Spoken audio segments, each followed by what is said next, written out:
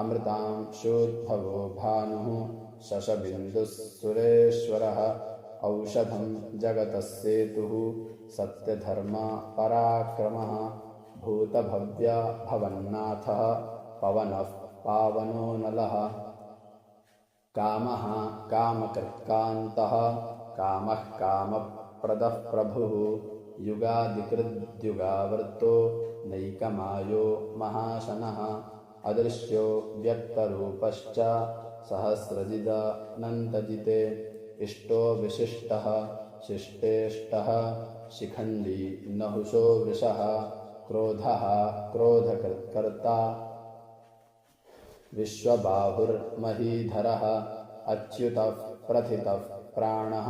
वासदो वासवानुजः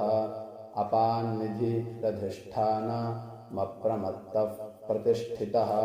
स्कन्दस्कन्धरो धुर्यो वरदो वायुवाहनः वासुदेवो बृहद्भानुरादिदेवः पुरन्दरः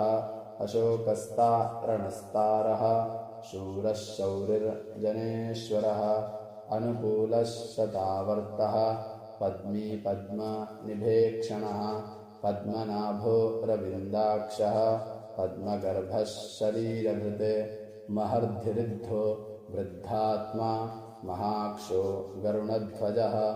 अतुलः शरभो भीमः समयज्ञो हविर्हरिः सर्वलक्षणलक्षण्यो लक्ष्मीवान् सिमितिञ्जयः विक्षरो रोहितो मार्गो हेतुर्दामोदरः सहः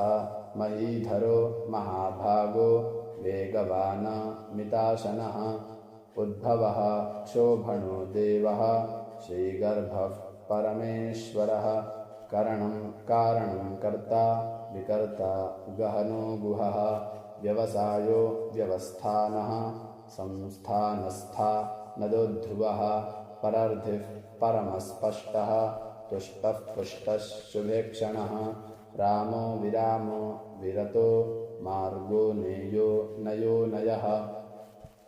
वीरः शक्तिमतां श्रेष्ठो धर्मो धर्मविदुत्तमः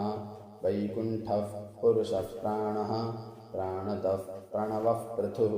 हिरण्यगर्भः शत्रुघ्नो व्याप्तो वायुरधोक्षजः ऋतुः सुदर्शनः कालः परमेष्ठी परिग्रहः उग्रः संवत्सरो दक्षो विश्रामो विश्वदक्षिणः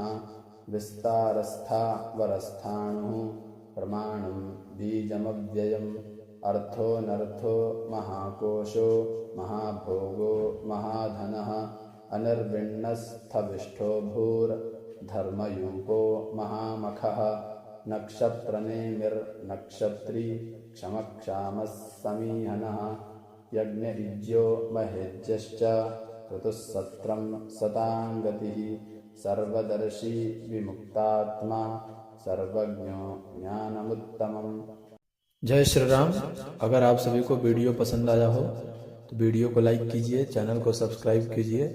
और कमेंट में जय श्रीमन्नारायण जरूर लिखिए। मिलते हैं अगले वीडियो में, तब तक के लिए आप सभी को जय श्री राम।